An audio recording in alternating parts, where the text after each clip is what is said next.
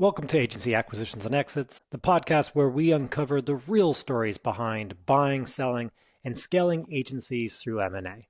I'm your host, Peter Lang. Today I'm joined by Camilo Parra.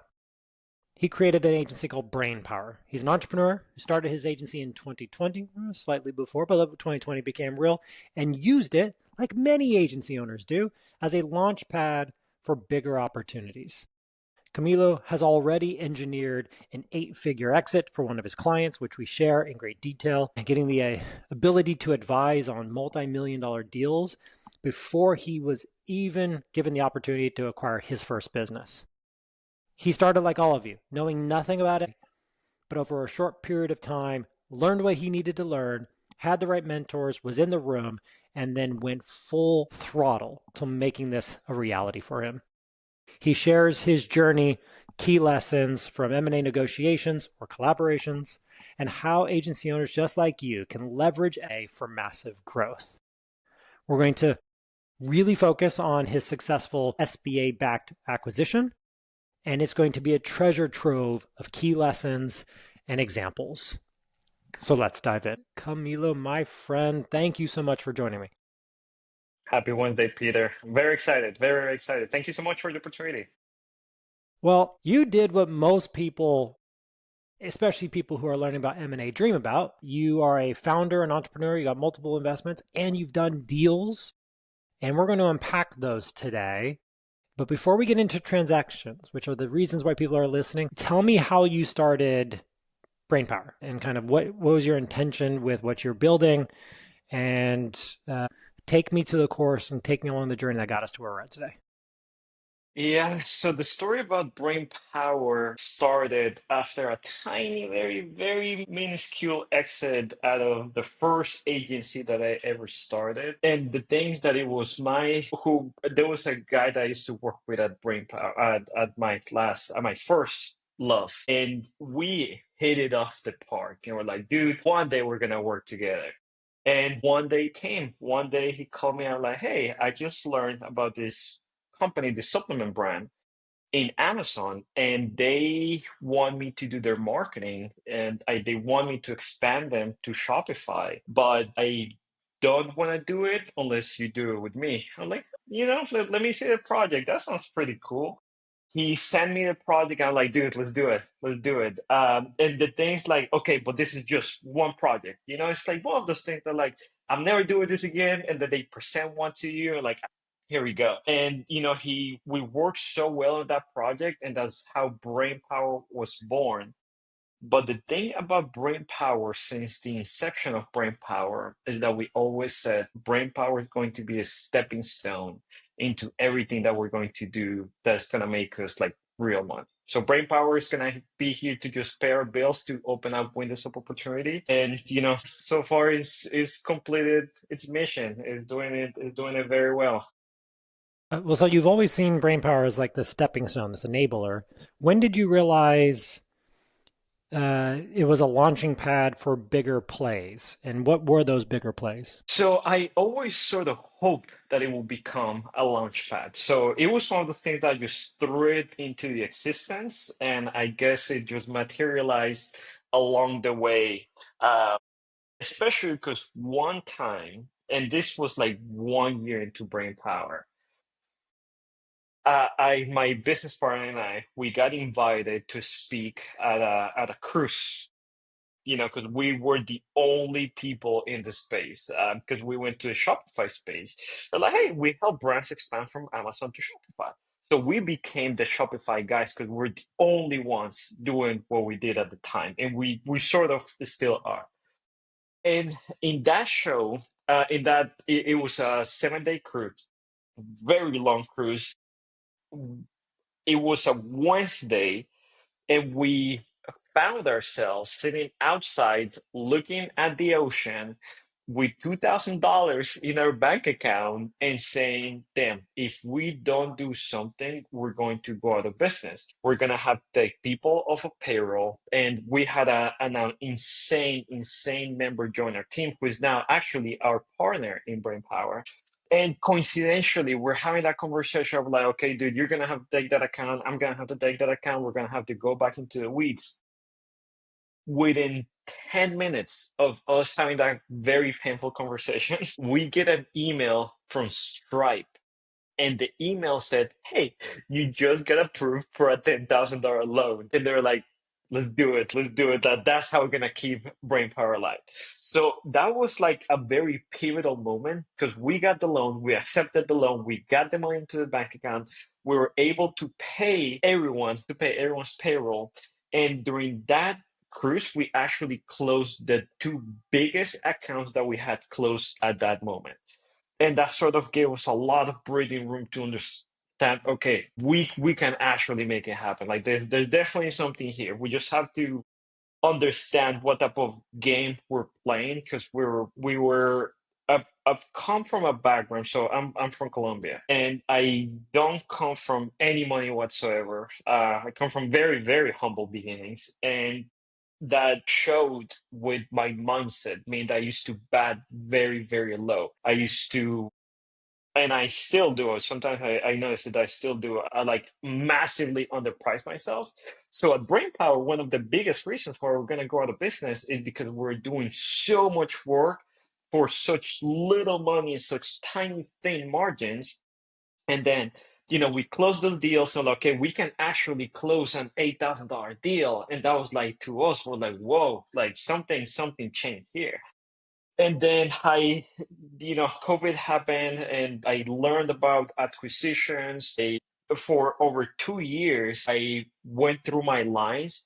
I would just speak to whoever was willing to just speak to me, just to build up that muscle and get comfortable saying the lines like, "Have you ever thought about selling? How did you come up with the price?" Because I was afraid, based on my childhood. I grew up with I don't know, like a lot of trauma. So to me, the concept of asking something, I felt like if I ask this person, then they're gonna get mad immediately and like tell me, like that something Right. bad was gonna happen, and it never actually did. So after learning about acquisitions and what I had sort of experienced with brain power, well, like, hey, there's something here. Brain power, I can see the path for brain power to fulfill its destiny if, because we keep growing our clients' brands and we're doing very well. We're doing an insanely great job. And I went back to my business partner one day. I'm like, dude, we're growing them a ton. We're extremely affordable for what we're doing. And I just learned about this thing called M&A. Let's actually pitch them for us to exit them. And it happened. I got the chance. It was like the stars aligned, and one of my clients, and I was managing that account directly, very high growth, and he told me like, "Hey, I'm gonna have this live event." And I was like, "Ooh, the database of everything that I just learned the past 2 years in." If they tell me this, then that means that I have opportunity for them to exit. And I went and hit it with the very, very famous line. "Hey, have you ever thought about selling your business?" He was like, "Yeah, actually, I do." And I remember he told me, "If you get me 6 million, I'm out of here." I'm like, "Let's do it. Let's do it." And I had never done this before. That was like the first real opportunity that I was ever given. And everything else is, I guess, for the rest of the podcast. So you helped. Okay, let's take a few steps into it. You're running your agency and you learn about M&A. You go, mergers and acquisitions. There's a whole category here. We'll call it cultural, mindset, limiting beliefs, things that were holding you back from being the aggressor in an acquisition. So you thought, maybe I can use this knowledge that I've learned and add value to my clients who I understand their business well. I'm helping them grow. I'm their direct contact, and I can help be their frontman, represent them in the capacity for a potential exit. And someone who's working closely with you, you understand the business, they go, yeah, let's do that together. And he says, if you can help me get this number. And so up to this point, you hadn't had any transaction experience. You're slowly overcoming limiting beliefs because it is accessible. There is a black box around it, but education helps make that more clear. and then you got your hands into a deal. From what you can share about us, take us through what that deal looked like, because it ended up being a great learning ground, practice ground for what ultimately became you being an aggressor in a deal. Yes. So the business was growing very, very quickly. And since we are the marketing arm of the business, we had all of the insights into the financials of the company. Like we knew everything. Like if there was someone that could go and sell that business was absolutely us. So he said, "Hey, I want six." I looked at the EBITDA and I was like, huh, you know what? Like we're doing well, very, very fast growth business. Let's actually put it closer to the nines. And he was like, dude, if you can get me nine, do it. Like by all means, go for it. So we did the whole thing. We listed it. I contacted a couple people that I knew, and I started like doing the advising thing, jumping on the calls and like, hey, I got this opportunity. They're like initially it was more like, okay, they're vetting me and they're like, does this guy actually have a deal here? Like, what is this company that is experiencing like 78% year over year growth? A couple $1 million in pure profit, like the return ad spend on the ads, it was insane. Like the business was, for lack of a better word, it was just printing money. And so when it comes to the actual structure of the deal, so because the structure of the deal, it actually comes with a story. Because we run into a hiccup midway through, in which the business just kept growing so much that it makes sense for us to just continue, like to increase the price. And I called the seller. I'm like, hey, do you trust me? I'm like, what do you mean, do I trust you? I'm like, hey, I may do something. I know we're getting a lot of interest here, and I know we have a signed LOI. But if you trust me, I wanna increase the price by an extra, probably like $3 to $4 million. And I'm asking if you trust me because this may actually tank the deal. But if you trust me, I can get you more money. So which one's more important to you? And we talked about it, and he was like, "Hey," like he asked me, "What is your motivation?" Because that's the thing. Since I never really had a relationship with money, I'm also very detached from it. So I was like, dude, to be completely transparent, to me, it's a lot cooler to say that I sold the business for 8 figures than to sell it for 7 figures. So my whole motivation is that you gave me an opportunity and I just want to knock it out of the fucking park. Like that's just like I just want to go as hard because I have this knowledge and I know that the knowledge is worth something. I love what I'm doing and I just want to see how big I can get with this. And yeah, it actually ended up working out. It ended up working out very, very, very well. We're able to price it into like almost mid tens of millions. And mind you, he wanted six, so he was a happy camper. Mind you, he kept reminding me how much he was paying me for this. So it was, I've also learned that um, I don't want to, it's not apprehension, but it's, the feeling that like, hey, it's gonna cost me something. I know what I'm getting about it, but I'm still gonna bitch about it, but I'm still gonna go through the deal. And I've learned that people tend to do that. And I found myself on similar situations that I'm on that receiving end. Like I'm just bitching about the price, but like, hey, dude, let's just make it happen. So let's unpack that. You stepped in, represented the business, presented the opportunity to prospective buyers. The business continued to grow, and therefore, of course, the valuation could increase to compensate for the level of growth that the company was experiencing, the amount of cash flow that it was generating. And you had a signed LOI. You had to retrade that LOI. Retrading an LOI gets a little interesting. Did you ultimately close on the company that had that LOI? How did the outcome get done? So it's one of those things that I learned that if people get too into the weeds of the deal, then they lose sight of what is the purpose of the, like, why are we even doing this in the first place? And if they go too into the weeds of the deal, then that's when emotions start to come out, and that's where like there's misalignments on very tiny things that are not even material, that don't really matter. So that led to a fallout there in that relationship. It led to also like a financial hit for all of us. But it was one of those things that, I told the seller at the time, because we also had a great relationship, with like, "Dude, like, like, I know that to move this forward for you to continue with your life. We've been at this for over half a year now, to out of this fallout, we're basically looking at settling in for a couple hundred grand." I'm like, "Hey, if you're cool with this, and you trust that I can act in good faith and somehow make it up to you, like, take it out of whatever, if you're gonna pay me, like, let's go halfsies on that. Like, let's actually, like, I don't care. Like, I'm more excited about actually seeing this through to success than the actual whatever it is that we've negotiated that you're gonna pay me." So, he was like, "Sure, let's do it. Continue. You get one more chance, and if this one doesn't work out, then I want you to, like, exit me out of whatever agreement I'm in, and you're fired." And I'm like, "Dude, I will gladly, you can fire me any day. If this doesn't work out, I can promise you, I will do anything whatsoever, and I will still honor my word in terms of the financial fallout that we had there." So there was friction there.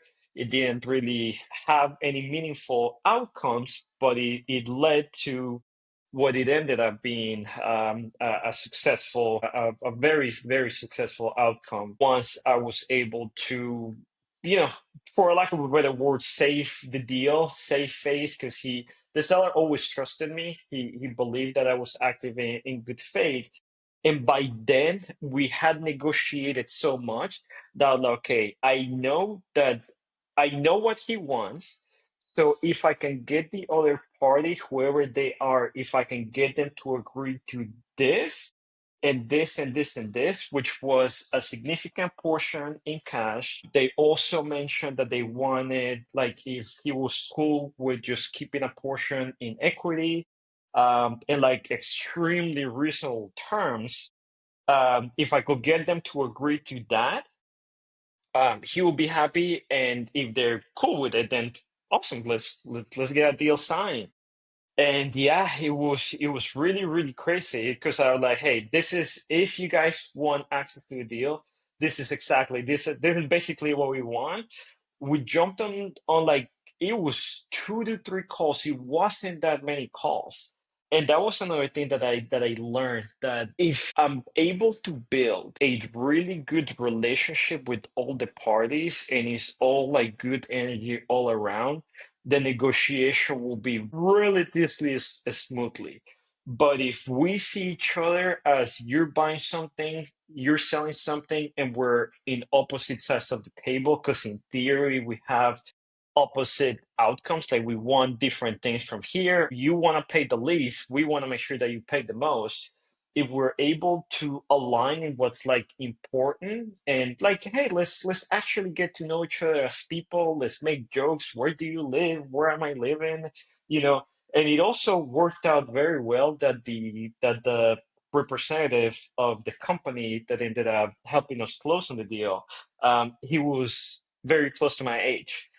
So from the moment that we spoke, we got like, we hit it out of the park. So to get a deal done, I'm walking around everything, because it was done by a P company. So I'm NDAs, lawyered up, and the whole 9 yards. But it was a first experience, mind you.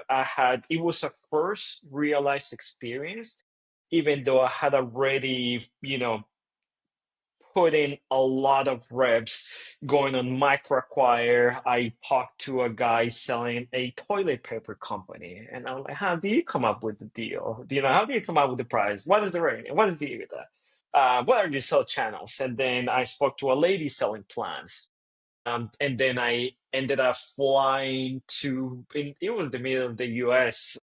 And that was like one of the first times that I had seen snow. If that tells you, like, I jumped on a Spirit flight. It was, I remember it was a $6 million deal, a company that was cash flowing 3 million a year.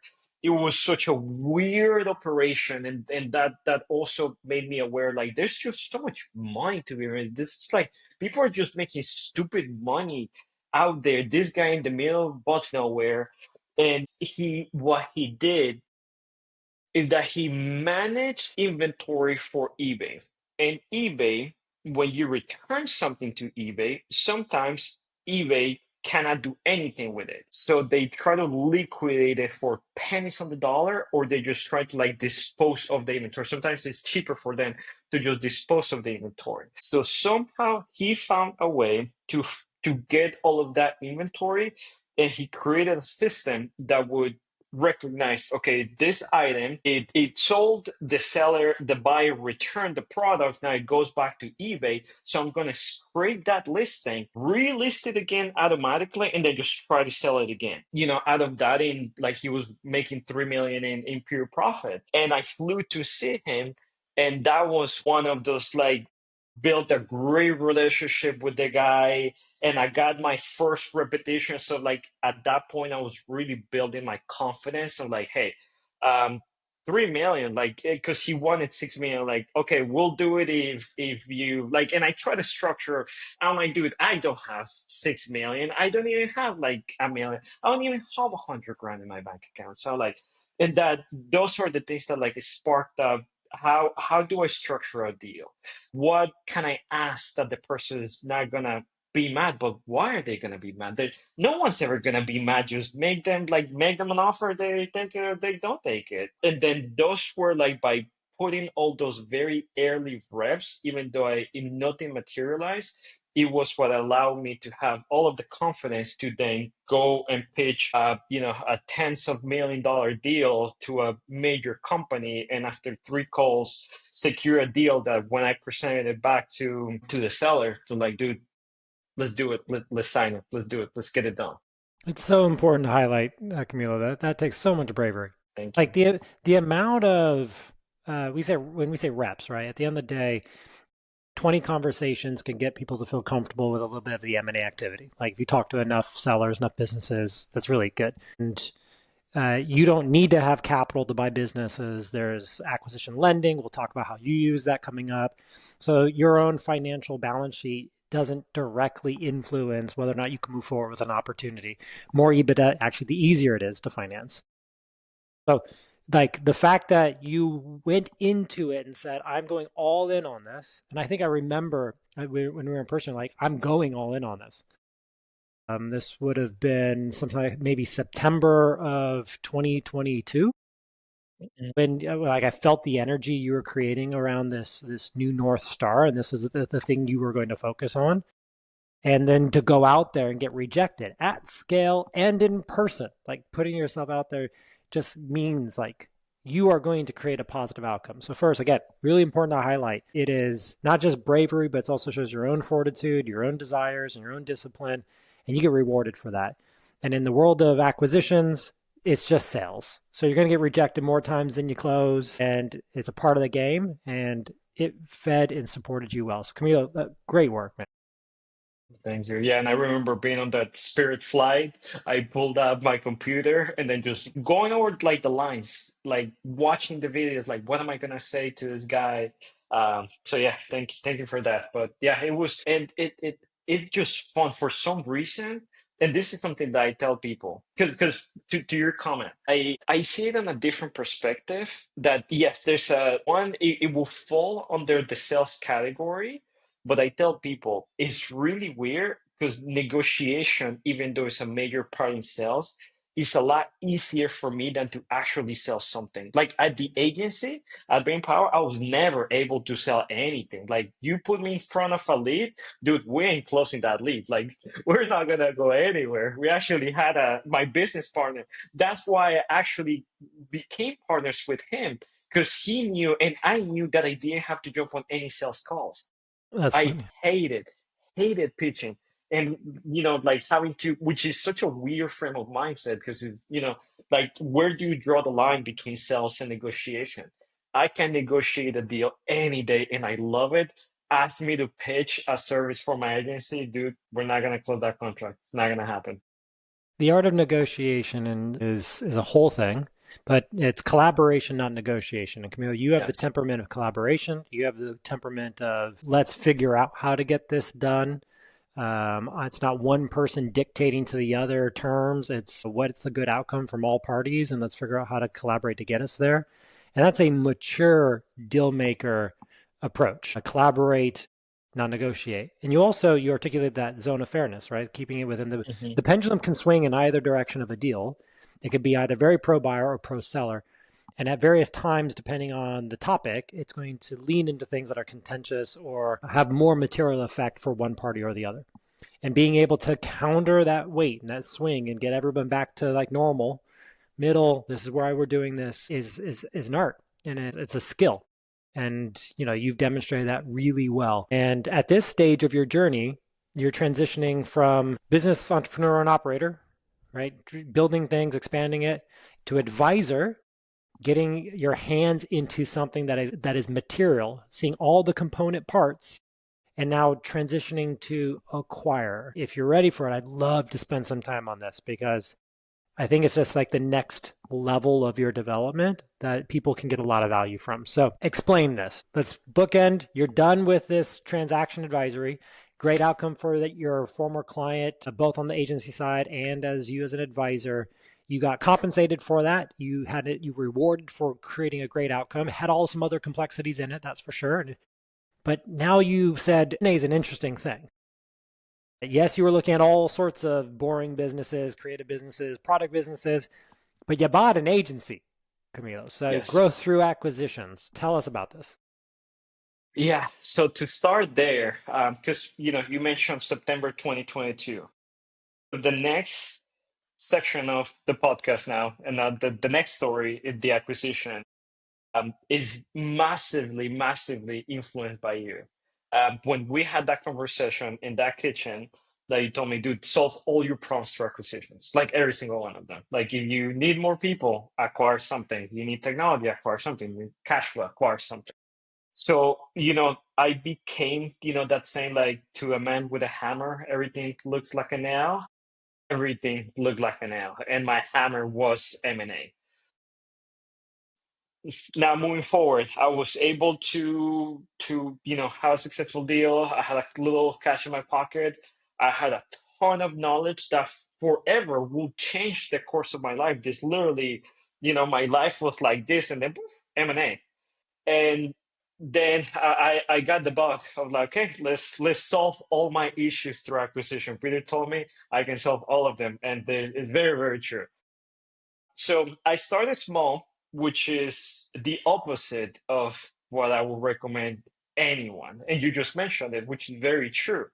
The bigger the deal, the easier it is. Coincidentally, I was having a conversation with my girlfriend just last night because she sees me doing all of this and whatnot. And she's like, "Hey, I have this deal. Like, I keep listening to you, and I went on bid buy sell, and then I contact these people, and then they send me the memorandum."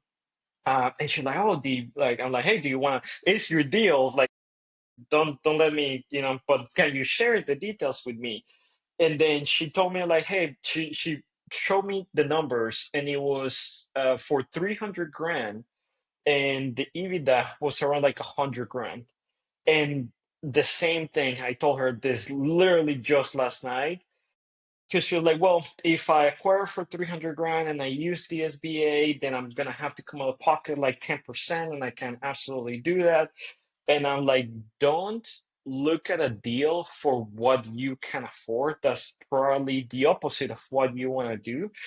come up with the deal, make sure that it's sizable enough, and if it's a good deal, there'll be a bajillion ways of funding that deal. At that point, if you can find something that, if this is your first one, $500,000 in EBITDA, 500,000 is very respectable, and it will put a ton of money in your pocket. You will be able to service that SBA payment depending on the sell price, on the ask price, and you can still grow it. And if it's 500,000, it will be way easier. It will make your life way, way, way easier. And that was another thing that you told me. So I just wanted to like point it out.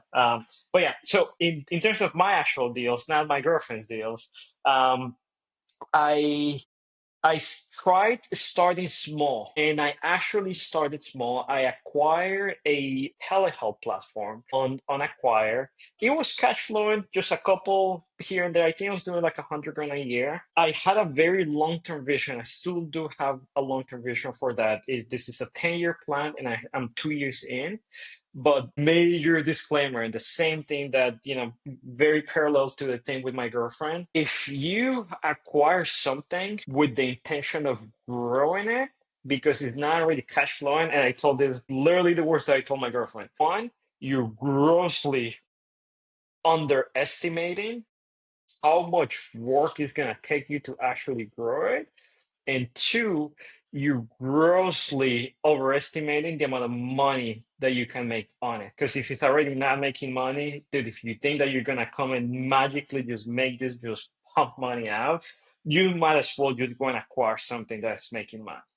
Which is basically what happened with this thing. It became, if I bought a job, I didn't acquire something. I acquired a job. That was the definition of acquiring a job. And it came with customer service issues, and it's cash flowing like $1,000 a month. So like I can't really hire anyone. And Yeah. it became like this massive, massive thing. And then I was like, okay, let's actually listen to Peter. Let's go big. Let's actually, if I want cash flow, let's actually go and buy cash flow. So I started doing putting more reps. Now I'm on the other side of the table. So what does that look like? I'm assuming it's the opposite of what I wanted, of what I was doing before. And same thing, just looking at deals. I contacted this company. On paper, they look really, really good. And in our industry, at least one of the things that was very well ingrained in my head is that depending on how you see a broker, they can major blockers. And most of them, and the argument that is being made, these are not my words, but I do believe them to be true, that most of them are highly incompetent because they have misaligned incentives with the buyer or with the seller or with the parties. They just want to make their commission. Don't, and mind you, for that to happen, for them to make their commission, the deal has to go through. But most of the time, my interactions have been that they just care about making their commission. So I started talking to brokers, and I was able to find this agency. On paper looked pretty good because the broker had made it look really, really good. And this is when I learned side of the financial things that I Yeah. had never Fine. really experienced. Um, that looked at the P&L, they sent me a P&L. I'm like, and I told my business partner, like, dude, this business is just bringing money. Is really, really insane. Like, I see both owners, like, they're just dumping boatloads of cash, and the EBITDA look really, really, really healthy. And this is the learning, this is the dump tax that I was paying back then. They were not paying themselves through the P&L. Therefore, that was not being reflected on the EBITDA. Therefore, it was majorly, majorly inflated. And out of my own ignorance, I didn't know that because I had never run into that very specific thing. Because remember, brain power never really made any significant money, so I never had the actual chance to give myself distributions through I believe it's through a balance sheet. So everything, like my salary, will always show on the P&L. So I didn't learn that until we had signed the LOI, until I flew to see them, until we negotiated terms. And there was something, it was very weird. It was also the fact that this was my first acquisition, like out of my own pocket. And I had I had money that I had made from the last acquisition, from the last exit, that just told me like, dude, you can afford a quality of earnings. At a minimum, just do it to see what the fuck quality of earnings is. Like you keep hearing, you keep seeing the QOE, QOE. What is a QOE? What does that even look like? So I went on Upwork. I found a guy. I negotiated the QOE. He wanted to sell it to me for like 15 grand. I'm like, dude, I don't have that much money. We'll do it for 1250. We settle on like 13 grand, something like that. There was something that was just telling me, do a quality of earnings. Just. There's something about this deal that just seemed too good to be true, and I've never done this before. And mind you, I went to school for finance. Clearly, the educational system doesn't prepare you in the United States to do acquisitions.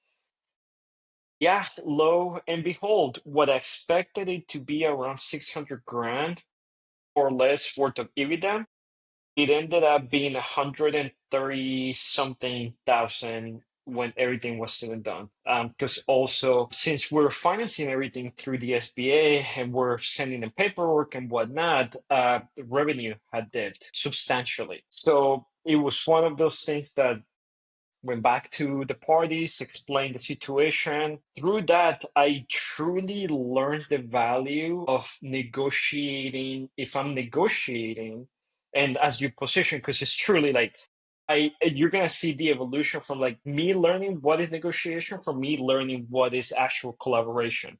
Because this deal fell apart because I was negotiating.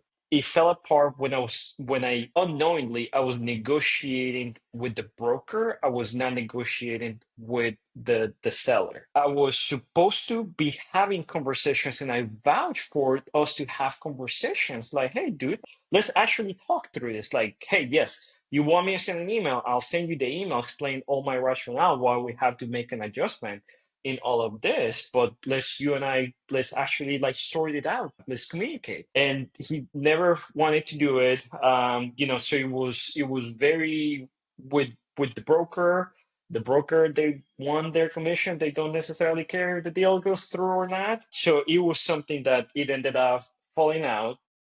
Also, it became like a little, tiny little legal entanglement there because, also learned, which, the SBA told me, never send deposits. We've never seen it end up well working out for anyone if you send someone a deposit. So that was me learning about negotiations, that if I'm gonna talk to someone, don't send an email. Just pick up the Hop on phone the and call phone. them. Yeah, just call them or just hop on a plane and just see them. It would change the nature of the conversation so much. And then Great lesson. Well, that's an important lesson to double tap, which is you're buying a business from a seller, not their broker. Mhm. And when things look or smell off, first thing you do is pick up the phone and you talk to the owner. And on the business side of a deal, it's appropriate to interact with the business parties. In the times when you're negotiating terms and they feel uncomfortable and they want their representation in the room, sure, you can do that. A candid conversation between the current owner and what might be the next owner. You don't need legal, you don't need brokers sitting on that or being the proxy for both parties. Mhm. Very important lesson. Like that's kind of like throughout this journey, right? It's real boots on the ground, real life learning of variety of different types of situations you can find yourself in, and then learning and executing on top of that. So where other people would be disenchanted, it sounds like you're more confident because you keep learning more things that you go, oh, now I didn't know that. Now I can execute something that is a better, more refined version. Yeah, absolutely. Like one of the top three things that I've ever learned here is like every deal is different. Like I Every can deal. say the lines, I can repeat the lines, but I never know the personality of the person, whether their motivation. So Yeah. I always keep it very, very human. There's a human on the other side. I have my needs and my wants, but we'll get to that part of like the transformation to actual collaboration um on the next deal. because that one ended up falling out. Little, that one costed me like about 30 grand, but it was a very well paid lesson. Mind you, I paid way more for my college degree. My college degree definitely didn't teach me as much as that. That I don't even want to call it a failure because No. it's a part of the Due process. Is diligence. Yeah, you invested in better understanding the opportunity and got to an outcome that is not moving forward, but that was potentially a very good outcome for you. And you took these lessons and then, but you still went through a brokerage to get the one you closed. So mm, now we're at this state where this is the deal you closed. Of course, it had no issues in it whatsoever, and it was smooth selling, right? yeah, yeah, yeah, and I wish, I definitely wish. This one, the approach has started completely different. Because I knew about the hiccup with the brokers, but I also the same thing. A very young guy on the other side, very relaxed, like demeanor to him. I'm like, okay, I can speak to him like we're buddies, right? Like, and like, hey, dude, like this is what, and I also like if I understand their motivation is to make their commission, and for them to make the commission, the sale has to happen. Then it is in their best interest to actually help me collaborate with me for the deal to actually happen. So I'm like, hey, dude, if we can come to an agreement, if we can like collaborate, like at some point, I'm gonna ask you, like, obviously you have the relationship with the seller, you talk to him, but at some point, I want to be the one just interacting directly with him. So I jumped on the call with the broker. The deal looked really, really, really good on paper. It aligned with everything that So I was let's looking clarify for. for people who don't know this. This was through Merge, the brokerage, Yes, right? And when yes, you say look good on paper, it's because you had completed the NDA. They yes. had sent you the SIM, so the confidential information memorandum. So you saw the prospectus, you saw what they were saying this business was worth, and they had their valuation and some financials that they provided you. So when you say look good at paper, it's what the brokerage prepared for you to review, and it checked a lot of the boxes. And we haven't opened this door, but so I want to kind of seed it so you can embed it into your story. SBA, Yes. because you had dabbled with SBA on the deal that fell apart that we just talked about. You have SBA again as your potential source for acquisition financing for this deal. So walk us through this. You got the SIM, you got the financials, it looks good. Take it from there. Yep. Jump on a call with the broker. Everything's good. Get him on my side. And I'm like, hey, here's what I'm thinking. If the seller can agree to these things, then we pretty much have a done deal. But I want to meet him first. Schedule a call, jump a call with the guy. And it was a wonderful call. It was a really like we just hit it Isn't it off. We great when that just happens? clicked. It's so Yeah, nice. and it was mainly because of the most important things. Like the first thing that I always see that I look for when I'm trying to like advise or help on a deal, how motivated the other person is to actually get the deal done. Because I've been part of multiple deals in between.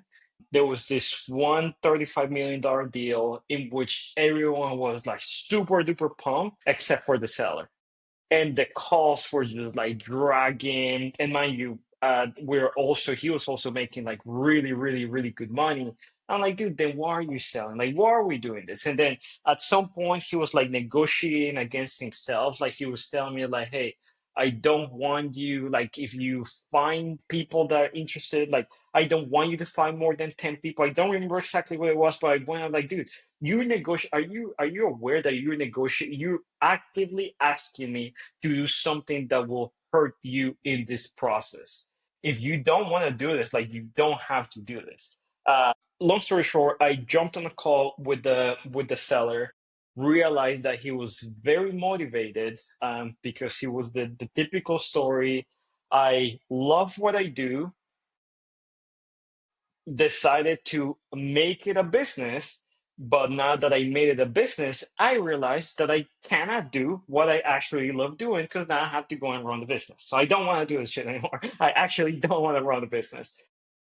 And I remember, I have like I don't want to call it a script because that sounds like like I'm running through lines. But the questions that are reasonable for me to ask in a deal, and I asked him, so hey, so what's important to you? And then he sort of like paused and like he looked at me and like, oh, no one had actually cared. No one, and I remember he told me like no one had actually given a shit to ask me what I care about in the deal. Then he told me what was important to him, and then we got off the call. About 2 hours later, I got a call from the broker. He was like, dude, he was very impressed with you. He actually said that if it's not because you asked him what he cared about, he would have just taken the company off the market. I'm like, awesome. So here's the deal structure that I have. Here's what I propose. We need to finance it through SBA. So I'm thinking that we do 30 to 35% seller holdback, with a portion to be forgivable, if not all of it to be forgivable. We do 60 something through the SBA, and then I'll come out of pocket for whatever the SBA needs me to do. And if he wants to do this, then I'll put it on paper, send you the LOI, we'll get it signed, and hopefully in 45 to 60 days, never say that. I'm never saying those words again. We'll have a deal closed. Famous last words. Yeah, Well, horrible. so this, because we can see, because you bought them. So this is the company, the agency is Snack Bar. Mhm. Yep. Give us a range. So this is what level of EBITDA, kind of what was the valuation, and then you gave us the structure that the SBA liked about it. And the SBA likes this size. Yes. This is a very doable size for them because they can actually sell the paper on the bond market quite easily. This is very attractive. So give us a little bit of the context around the business so we can relate those terms. Yeah, definitely. It was on the upper high six figures, somewhere around that range. I'm also on an NDA with the seller. There's certain things that I can comfortably disclose, even though this is publicly available information. I'm not sure to what extent people, but also shout out to Merch. They're actually a really good brokerage. I must say.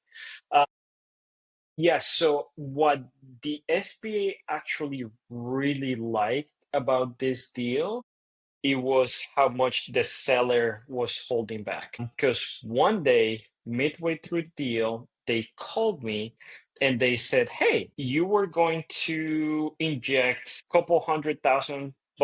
Do you want to inject only half of that? Because the seller is holding back so much that that constitutes as injection. So in theory, you don't have to come out of pocket that much. Yeah, they essentially looked at them also co-investing in the deal. Yes, exactly. And they said this business is cash flowing so much that we will actually prefer if we lend you more money. We actually want to give you even more working capital in the deal. And I'm like, dude, I don't need, you just told me that the deal is cash flowing so much. I don't need more working capital. I actually need less working capital because I'm owing you more money. But they actually ended up giving me I think it was like 100, like it was like 200 and something $1,000 in working capital. I don't remember the exact amount, but yeah, I ended up coming out of pocket uh, close to 7% out of the deal. I mean, that's very good. So the seller holdback was just another like seller note, seller carryback. When you're doing something with the SBA, they often like that to be on standby, which Yes. basically means the seller is carrying a note that it's basically a loan. So you're going to pay down that amount, and they don't receive payments on that until after 2 years, meaning the SBA got paid 2 years down on their loan before the second lien or the second lender comes in, which would be the seller. And so they see that as a great signal that the seller's on board with the risks in the business and it's forgivable, which means, hey, if this doesn't work out, that doesn't get paid, but the loan that they gave you still gets paid. So the SBA finds that very attractive. And Yes. you signaled this. So you made the offer in the story to the broker. The broker went back. Seller liked it, but you referenced like this goal in our Mhm. pre-call that you anchored the discussions around. When did that come up? Yes. So this is where we transition to collaboration. 'Cause, yeah, I definitely should have just kept my mouth shut because I clearly set the expectation that we're gonna close in 45 to 60 days.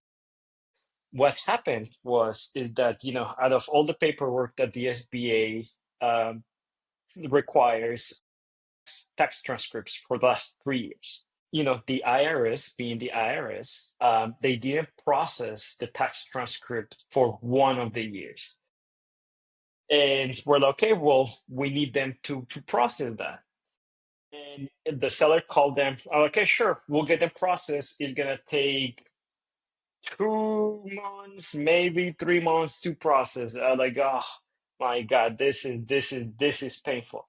And I remember just calling the SBA, calling the bank. I'm like, dude, I know that you guys need them, but the IRS clearly doesn't really care that much about it. That means that he actually paid his taxes. If they don't care, that means that we don't owe a single penny to the IRS. I'm like, yeah, that's true, but we still need it. So just like, I guess we'll just have to wait. And we're just waiting. The first month happened. The second month happened, and then he called me. Actually, let me backtrack because that's a pivotal part. There's two pivotal parts in the story. What you mentioned about the goal. Throughout our conversations with the seller, we wanted to make sure, like, we actually had a lot of things in common. Like, we actually like really, really like hit it off. Like, he really cool dude. I respect him a lot. I believe like he likes me. I will hope that he likes me too. And he mentioned something because this company is out in California, out of the Sonoma, Napa Valley area. He had dabbled around that area. And he mentioned one of my milestones in, like that I set for myself in business is to one day to go to the French Laundry. And I'm like, dude, I grew up watching on Netflix when I was in college, skipping my finance class that it clearly would have helped me on the last deal. I used to watch a lot of Chef's Table. One of my life goals too is to go to two restaurants. One is the French Laundry, and the other one's Alinea in Chicago.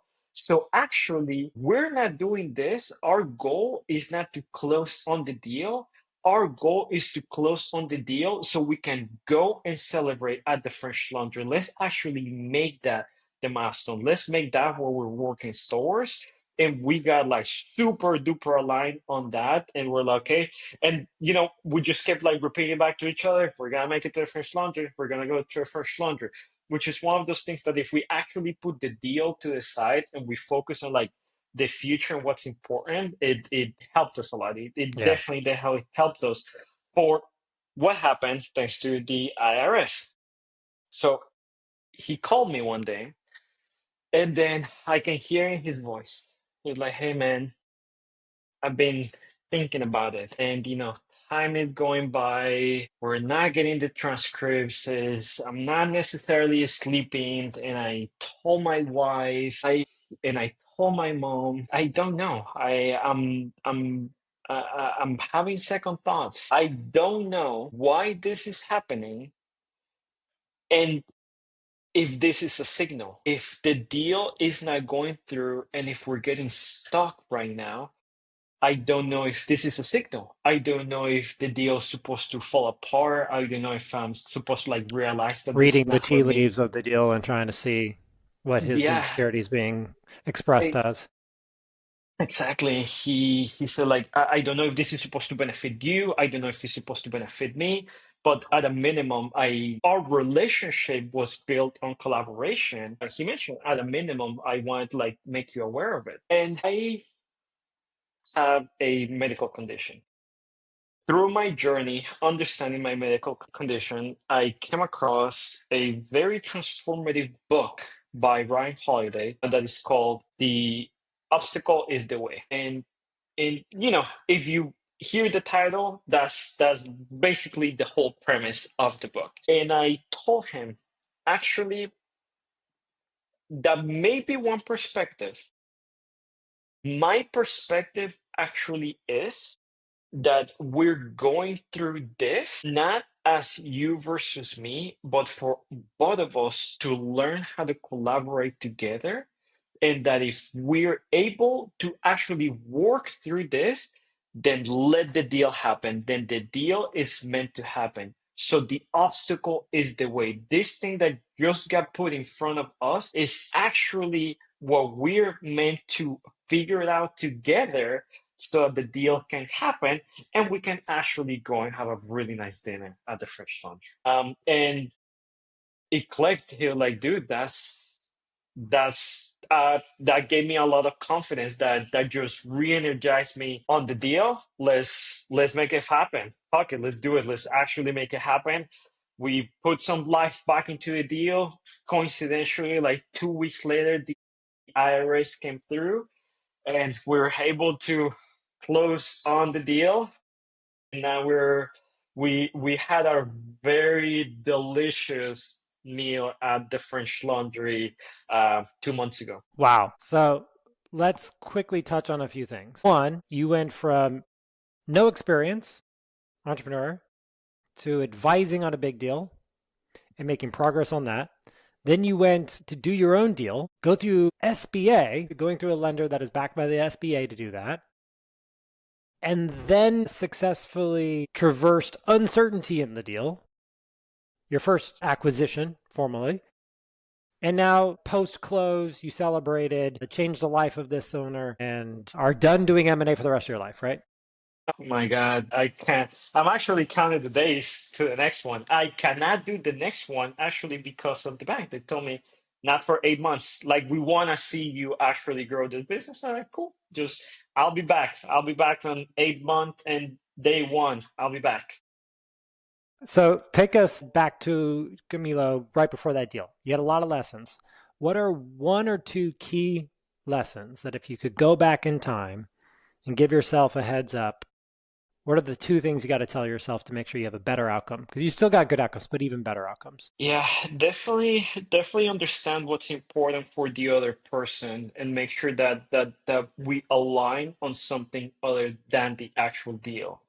Because I legitimately believe that if it's not because of that happened and because we faced that obstacle that we overcame together, then the deal wouldn't have happened. Because at dinner at the French Laundry, mind you, his wife is there, my girlfriend is there, we're having a blast, like we're having the time of our life.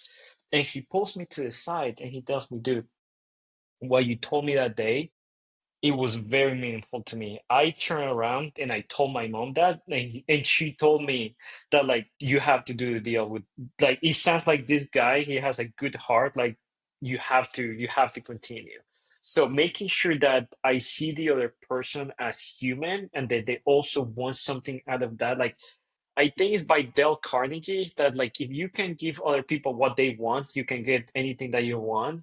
So I always try to put the other person first. Like you tell me what's important to you because I know what's important to me. And I've been trained to ask what's important. So I know that I don't expect the other person to ask me or to really care, which is completely fine. But if one of the two parties can enable that conversation, it will make a great deal. Ideally, long life friendship and an outstanding memory that you can share with your loved ones because now I got to go to one of the best restaurants in the world to have an amazing meal. And mind you, as I mentioned, I came out of Colombia, out of a very tiny, like it was the closest thing to the hood. Like we're not like out in the streets, but if I walk around where I came from, I'm looking everywhere. And to find myself at the French Laundry, that was a big milestone in my life. So that's And if we go back in time and we tell Camilo, hey, you're going to buy your first acquisition, you're going to essentially, if you run the math on that, you had 7% that you had to come in on with the additional working capital, you basically got paid back on that very, very quickly, very quickly, like yeah. immediately on close. So if we went back and told you this is a deal, you're coming basically zero out of pocket because you're going to get reimbursed on that right away from the lender, would you believe it? It'll be very hard. Like unless I actually like saw it, if someone like walked me through the numbers, but I know like just for example, right? It goes back to like the positioning. In theory, this could be categorized zero out of pocket. But if someone would have told me like, hey, you're not gonna have to come out anything out of pocket and you're still gonna walk away with a multi-million dollar, like in terms of revenue business that is up and running with insane clients, with a team in place in a beautiful part of California, and that is highly profitable, and that is just like doing numbers. And on top of that, the FBA is going to inject 200 something into a deal that you're going to be able to just put into your own pocket the same day that it gets injected. I would have been like, I don't know, Peter. That's what I'm saying. I don't know. What course are you trying to sell me here? Mergers and acquisition solves all business problems. Yes, exactly. Well, Camilo, this has been absolutely incredible conversation. I mean, your ability to recognize opportunity, take a gamble, jump in, structure deals creatively, and then like execute at a high level, man, it's inspiring. You hopefully have demonstrated to the person who's watching this or the listener that it's achievable. Like all the things, all those limiting beliefs that, oh, I gotta wait, or M&A's for the big guys, or I don't come from a background that would open this up for me. I mean, you debunk it clearly. And it's hopefully a lesson people can really lean into. So I appreciate you and I really thank you for sharing your insights. Yeah, no, thank you, Peter. And as I mentioned, like I really want to either reiterate this because you can ask my girlfriend. This is true. I've name dropped you multiple times as one of like the major mentors in my like. I'm here in part thanks to you. I appreciate that, Camila. And if someone wants to reach out to you, you're so transparent. What's the best way for them to do that? Definitely email. Please hit me via email. I don't like social media. You will not find me. This is, they'll find me on your channel. But yeah, they can send me an email if you want. I can just post my email. I can send you my email. And And you can yeah, post you'll it. see it in the show notes. Camila, my friend, thank you so much. And man, when you get the next one, 8 months and a day later, come back and tell us what it looked like. Yes, sir. Thank you, Peter. Really appreciate the opportunity. Appreciate you. Have a great day. Take care.